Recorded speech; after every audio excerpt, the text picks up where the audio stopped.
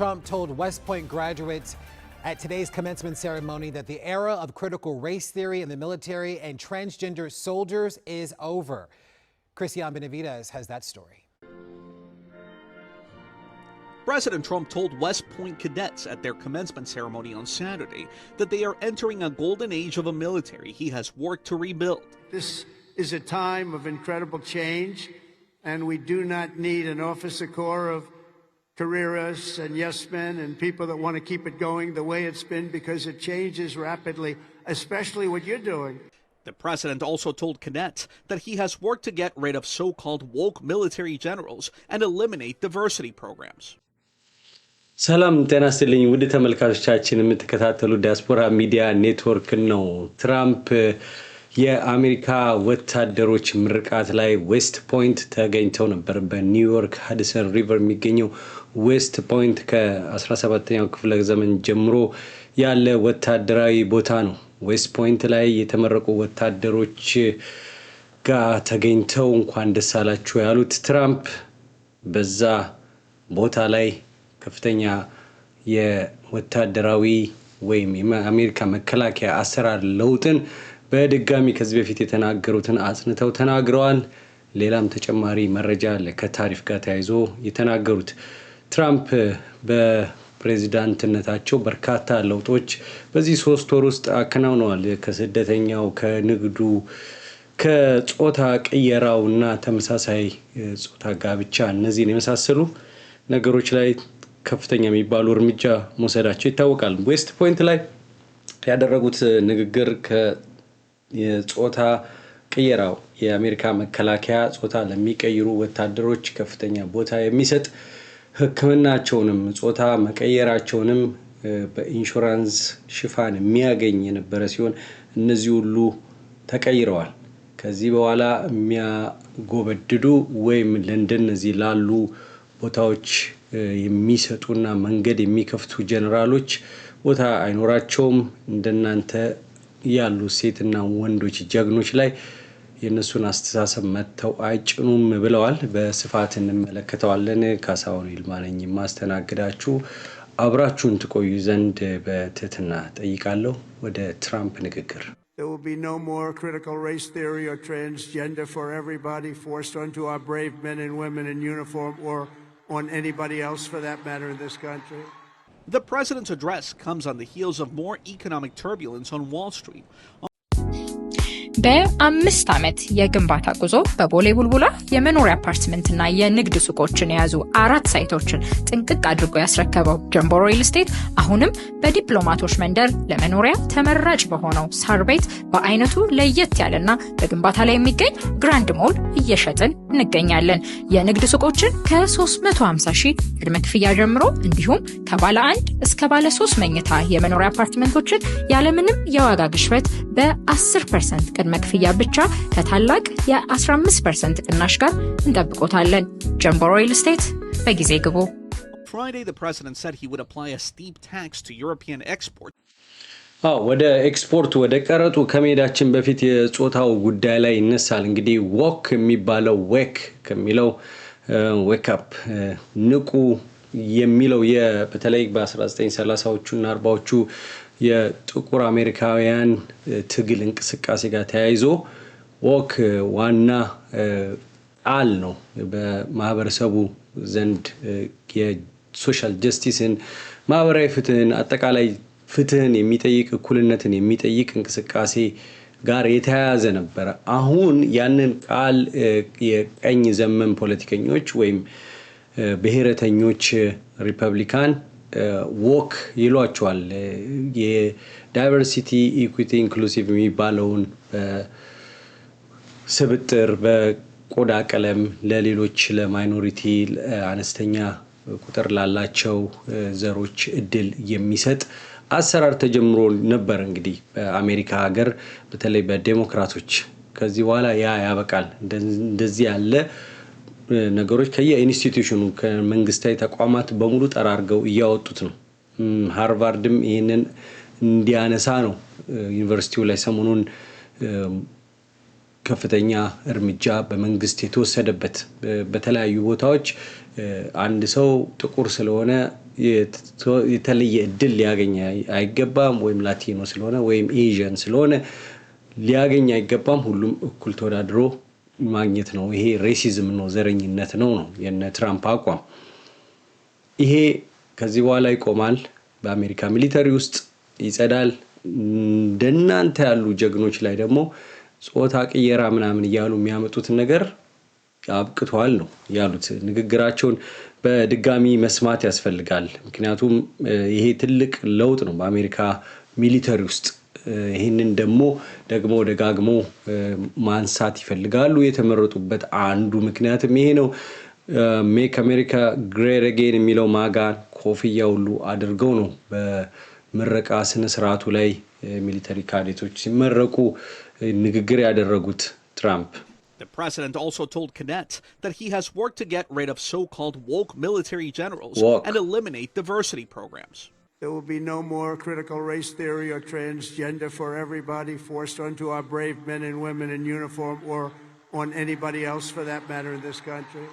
The president's address ከዚህ በተጨማሪ እንግዲህ የአፕል ጉዳይ ብዙዎችን እያነጋገረ ነው። አፕል ዋና ሲኢኦ ቲም ኩክ በ2019 ዓመተ ምህረት በአውሮፓውያን አቆጣጠር እዚህ ቴክሳስ ዋና ከተማ ኦስትን ተገኝተው ነበር።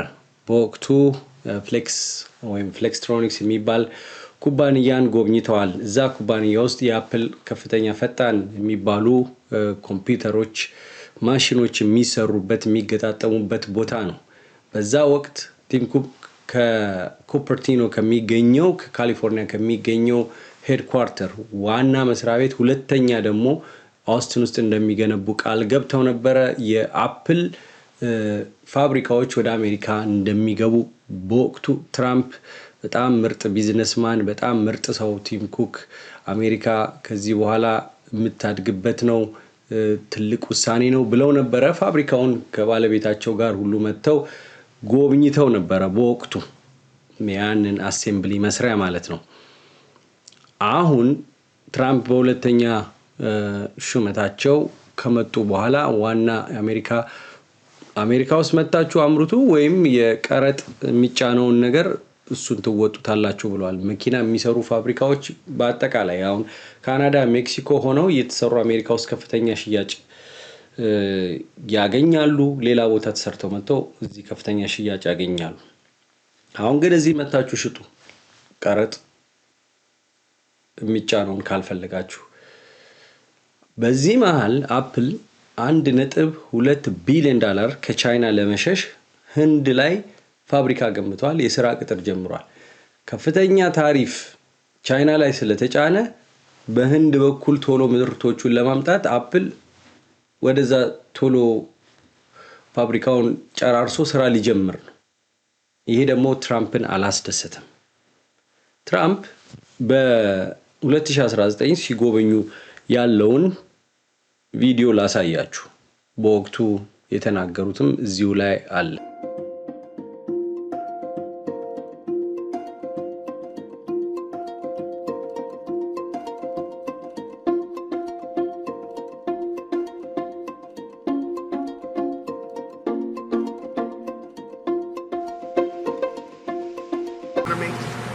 And we're in a state that I love, Texas, and that's what's happening. We're seeing the beginning of a very powerful and important plant, and anybody that followed my campaign, I would always talk about Apple, that I want to see Apple building plants in the United States, and that's what's happening. And having Tim Cook is somebody that I greatly respect, a great leader, a great businessman, and it's a very special day. For me, this is a very special day. Our country is doing well, probably better than ever before, certainly from the standpoint of the economy.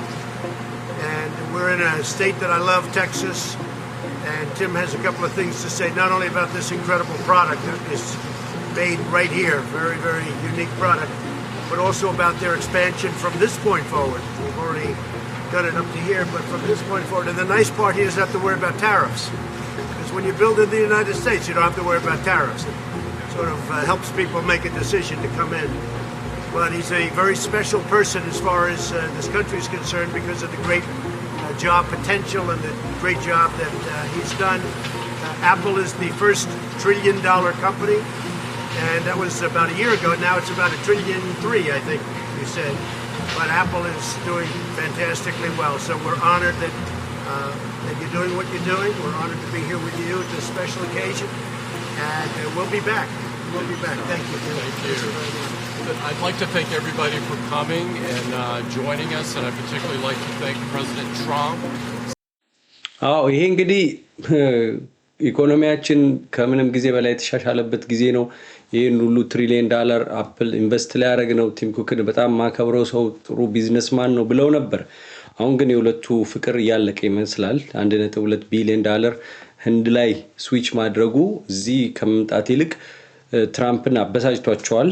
ይህንን በተመለከተ ተናግረዋል።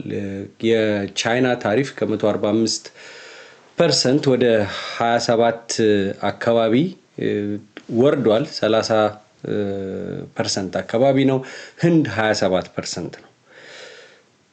አሁን ትራምፕ ትንሽ ኔጎሽየት አድርገዋል ከቻይና ጋር 30% አድርሰውታል። እንደምታስታውሱት የቻይና ታሪፍ ቀረጥ 10% ነበር። ከ10% ነው 100 ምናምን ደርሶ በኔጎሽዬሽን 30 ያደረሱት። የትራምፕ ዲል የሚባለው ደግሞ ይሄ ነው። ከፍ አድርገህ ተደራደር ከዛ የምትፈልገውን አግኝ የሚለው ማለት ነው። በንግድ የቆዩ ስለሆኑ ይህንንም ሀገራዊ ጉዳይ በንግድ ልምዳቸው እየተጠቀሙበት ነው ተብሎ ነበረ። የህንድ 27% ነው። ስለዚህ የ27% እዛ ጋር ለማድረግና በተለይ ሌበር ህንድ ደግሞ ሞር ቺፕ ነው የስራ ለመቅጠር በቴክም በኢንዱስትሪም በአይቲም ብቁ የሆኑ ሰዎች አሉ እዛ ሀገር ላይ ከ1.4 ቢሊዮን በላይ ህዝብ ያለበት ሀገር ነው ህንድ። ስለዚህ ቺፕ ሌበር ለማግኘት በጣም ቀላል ነው። ወደ አሜሪካ ሙሉ ለሙሉ ከመጣ የአፕል ዋጋ ከፍተኛ ሊሆን ይችላል። ሆኖም ግን ትራምፕ የተሰማቸውን ተናግረዋል በአፕል ውሳኔ ላይ። ከዚሁ ከሚሊተሪ ካዴት ምረቃ ወታደሮችን ከመረቁ በኋላ እሱን በተመለከተም ዜና አለ ትራምፕ ጋር በተያያዘ። ይሄ ከጥቂት ምናልባት ከአንድ ሰዓት በፊት የወጣ ዜና ነው። Comes on the heels of more economic turbulence on Wall Street. On Friday, the president said he would apply a steep tax to European exports starting in just over a week, and warned Apple and other phone manufacturers that their products made outside of the U.S. would face a 25% tariff, most likely beginning next month. The president was apparently set off by a recent announcement by Apple CEO Tim Cook that Apple wants to invest $1.5 billion in India. አሁን ከዩሮፖችም ጋር እንደዛው ነው። 25% ቀረጥ ይጠብቃል ለአውሮፓዎች። ይሄ 1 ምናምን ቢሊዮን ኢንቨስትመንት ህንድ ላይ የሚያደርገው አፕል ትራምፕን አበሳጭቷቸዋል። ይሄድ ብለዋል፣ ግን ያው የሚያስከትለው ነገር እሱንም አብሮ ይቀበላል ነው የሚሉት። An understanding with him that he wouldn't be doing this. He said he's going to India to build plants. I said that's okay to go to India, but you're not going to sell into here without tariffs. According to one estimate, the cost of a US-made iPhone could climb from $1,000 to $3,500. Also on Friday, Secretary of State Marco Rubio revealed a considerable reduction in the size of the national security staff. ይህንን እንተዋለን። ናሽናል ሴኩሪቲውን በተመለከተ የማርክ ሩቢዮን ግን አፕል ከ$1,000 አሁን ወደ 1299 ነው ምንገዛው እዚህ አሜሪካን ሀገር። ሳምሰንግም ቢሆን ማለት ነው። አሁን ሳምሰንግ ቺፕስ እዚህ ይመረታል ኦስትን እዚሁ፣ ግን አጠቃላይ ስልኩ አሴምብል ተደርጎ የሚመጣው ከተለያየ ሀገር ነው። እነዚህ ሲግኒፊካንት የሆኑ ጭማሪዎች ያመጣሉ።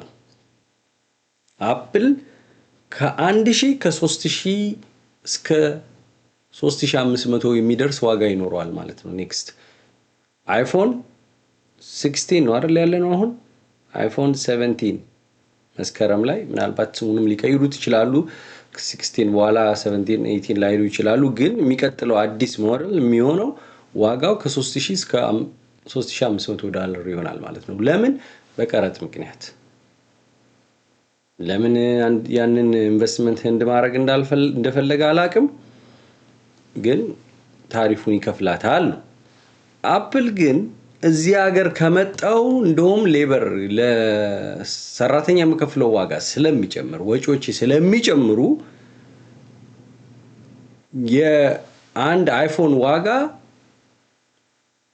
ከ3500 በላይ ይሆናል ነው የሚለው ኦኬ እዚህ መቶ 3500 ከሆነ እዛ ሆኖ ቀረጥ ከፍሎ 3500 ወይም 3000 በላይ ከሆነ ተመሳሳይ ነው ምናልባት የአይፎን አፍቃሪዎች በሚቀጥለው መስከረም አዲሱ ሞዴል ይወጣል ከወጣ ምናልባት በዚህ በንግዱ በዚህ በቀረጡ ጉዳይ ላይ መጓተት የምርት ከሌለ ከወጣ ሲግኒፊካንት በጣም ከፍተኛ ልዩነት ከጥፍ በላይ አይፎን ይጨምራል ማለት ነው not only አይፎን ሌሎች ምርቶች ኮምፒውተሮችም ይሄ ላፕቶፖችም ሊጨምሩ ይችላሉ እዚህ ዴስክቶፕ ኦስትን ይሰራል ትራምፕ የጠበቁት ያኔ 2019 የጀመሩት ጥሩ ግንኙነት ቀጥሎ እዚህ ሀገር ሙሉ ለሙሉ አፕል ይመለሳል የሚል ነው የአሜሪካ ምርቶች አሜሪካ ላይ መመረት አለባቸው የሚልም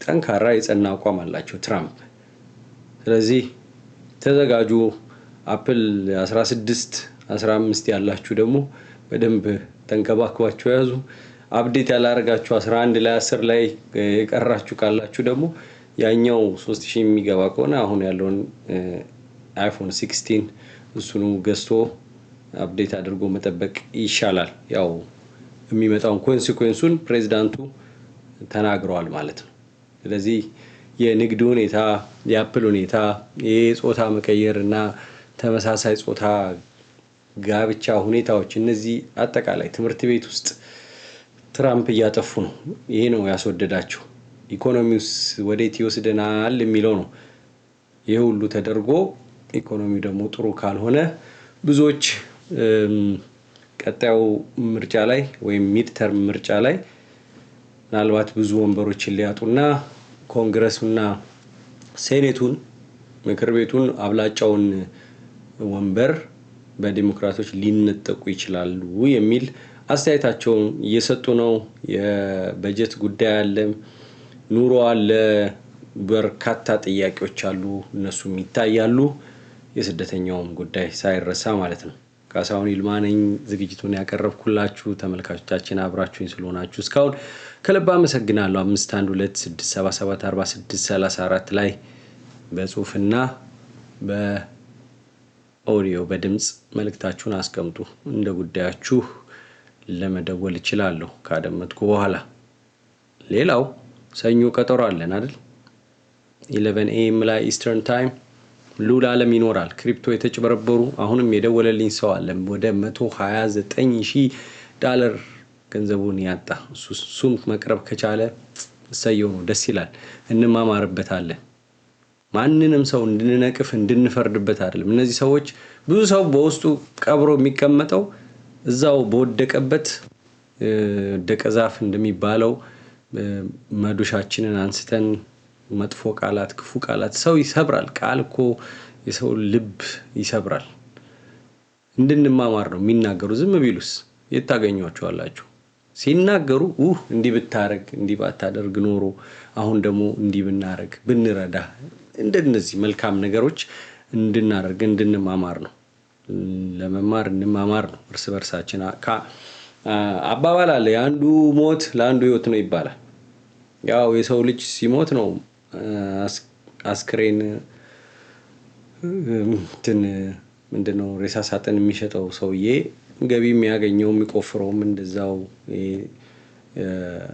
መቃብር ስፍራም የሚያስውበውም እንደዛው ግን እኛ ደግሞ በአንዱ ድካም ስተት ተምረን የተሳሳተውም እንዲነሳ የወደቀው እንዲነሳ እኛም ደግሞ እንዳንወድቅ ነው እዛ ነው ሰኞ 11 AM እንገናኛለን ስለ ተከታተላችሁን ከልብ አመሰግናለሁ ካሳሁን ይልማ ነኝ መልካም ሰንበት